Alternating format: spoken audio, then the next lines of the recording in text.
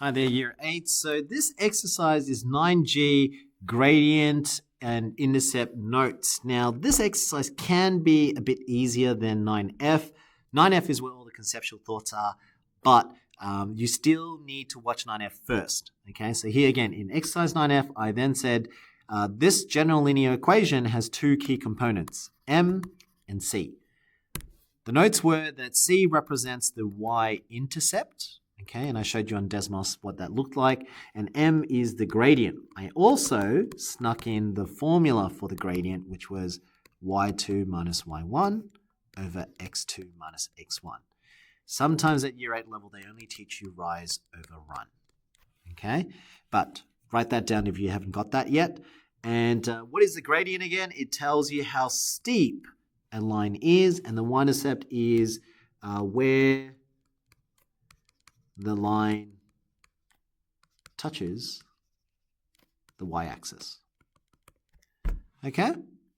So in today's lesson, all you're really practicing to do is to identify the gradient and the y-intercept from the equation. So M is the gradient, and it's always the number in front of x, and C is the y-intercept. So here, in this example, clearly the number in front of x is 3. So the gradient is 3. What's the y-intercept? Which is C. This is your C value. It's the number that's not times into x. So then it is positive 1. Then you look at the same next one. Let's have a look at this one. What is the number in front of x? It is negative 2. So then gradient's negative 2 and the y-intercept is negative 4. So most students get pretty good at this in terms of identifying gradient and the y-intercept. So that's the first part of the skill. So here, M again, M is clearly 4. You always look for the x. Okay, so here's the x and the positive 4. So that sign is key.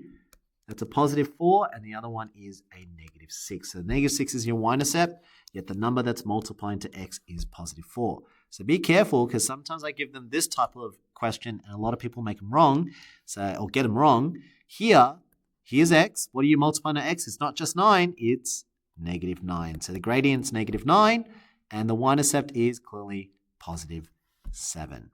Okay, so even though I switch it around and all that, you can still find M and C. This is another common mistake as well. So when students are so used to looking for a number, when I give them this, they say M is 0, which is not true. We just can't be bothered writing it. But what's the number in front of x right now? It is 1. Yeah, we're just too lazy to write the 1x. So M is actually 1, and it's positive 1, while C is positive 10. Okay, so that's another common mistake that students tend to make.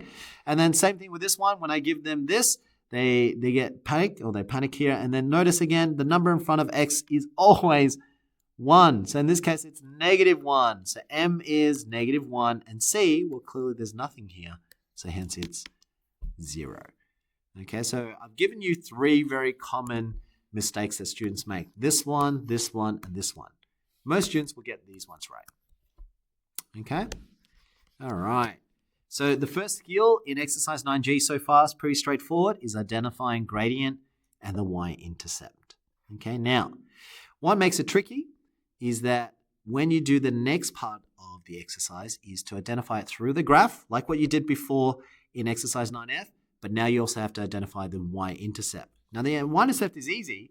You look on the y-axis. Where does the line cross the y-axis or touches it? And it's clearly right here. It's at 0, negative 1. So you should say C is equal to negative 1 because that's where the y value is. It's at negative 1 and x has to be 0. Remember, the y-intercept, x has to be 0. Yeah?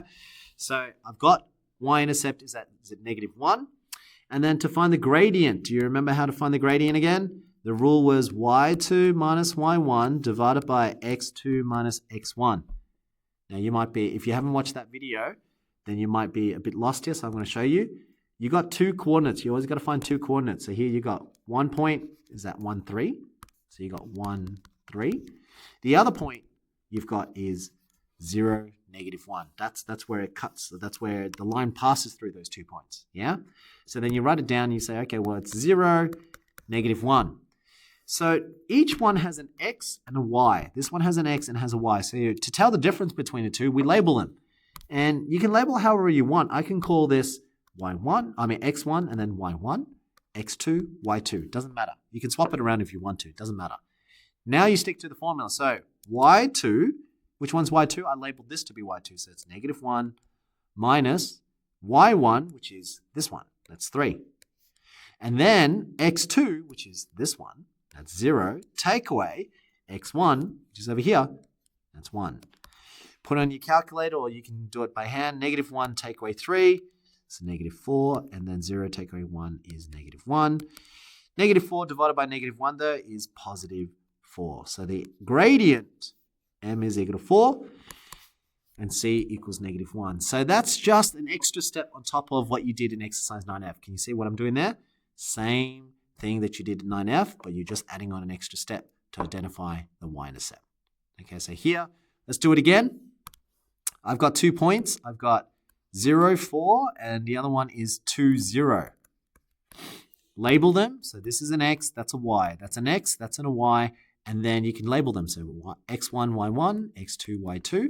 And then now you can use the gradient formula to solve. So m is equal to y2 minus y1 over x2 minus x1. y2, 0, minus, what's y1? It's 4. And then x2, well, that's 2, minus, what's x1? It's 0. So if you simplify it now, it's negative 4 over 2. And negative 4 divided by 2 is negative 2. So gradient is negative 2.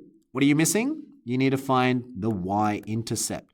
Now the y-intercept is shown on the graph there. You can see it touches the y-axis at 0, 4. So y-intercept C must equal to 4. Okay, so that's your second skill there. Okay, so you got how to find it through an equation. Okay, and you also then have to figure it out through a graph. And that's it. That's pretty much what you got to practice doing. Now, these ones are the ones that I mentioned in class for exercise 9F. Remember, I talked about horizontal lines and vertical lines. Well, I'll remind you, positive line looks like this. From left to right, it goes up. From left to right, if it goes down, so if the line looks like it's going down, it's negative. Okay, so it's negative. And then if you have a horizontal line, then the gradient is 0. They call it a 0 gradient, so m equals 0. Yeah?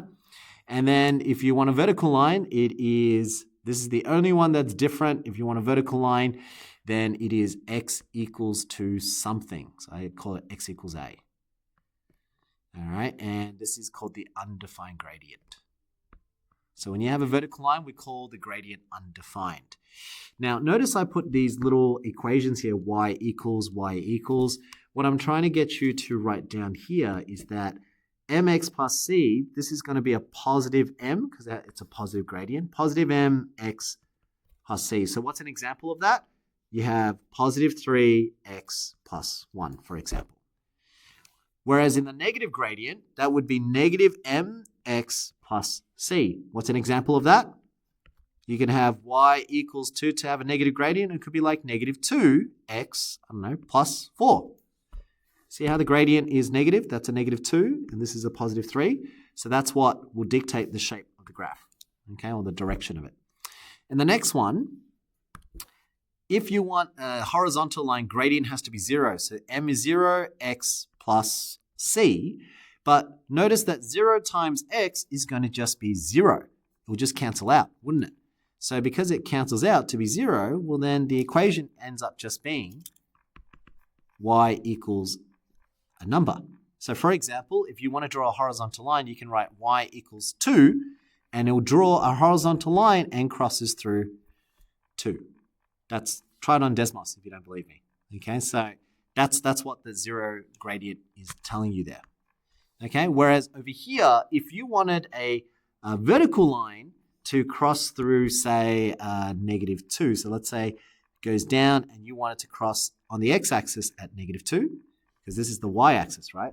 Whereas this time this is the x-axis, then the equation for this line would be x equals to negative 2. See the difference between two? So one's x equals a number and the other one is y equals a number. And that's all they're trying to teach you here. They're trying to get you to understand that each one, when you say y equals 2, that's a horizontal line. When they say x equals to a certain number, that's a vertical line. So a vertical line that crosses -3. So if I drew it, here's a vertical line at -3. I'll draw a line down, and that would be the equation at x equals -3. Okay, so this would be -3 there. Okay, that's all they're trying to get you to understand. So y equals 5 just means it's horizontal, and it'll cross the y-axis at 5. So y, 1, 2, 3, 4, 5. So that's 5. It's a horizontal line at 5. Okay, that's a y equals 5 line. So if you type on Desmos, you'll see that if you type y equals 5, you'll get a horizontal line that crosses through 5. And if you wanted to get a vertical line, test it on Desmos, type in x equals -3, and you'll see that it'll cross through the point -3 on the x-axis. And that's it. That's all for today's notes. I know it's a bit quicker, might have felt rushed, but it's because 9F was the biggest one. Okay, so if you spent some time understanding 9F, then this one's a small addition to it. Technically, there's a lot more to explain theoretically, but I don't want to overdose you with the theory, so you can just kind of learn it as I'm sort of telling you how it's done. Okay, but that's it for today's lesson.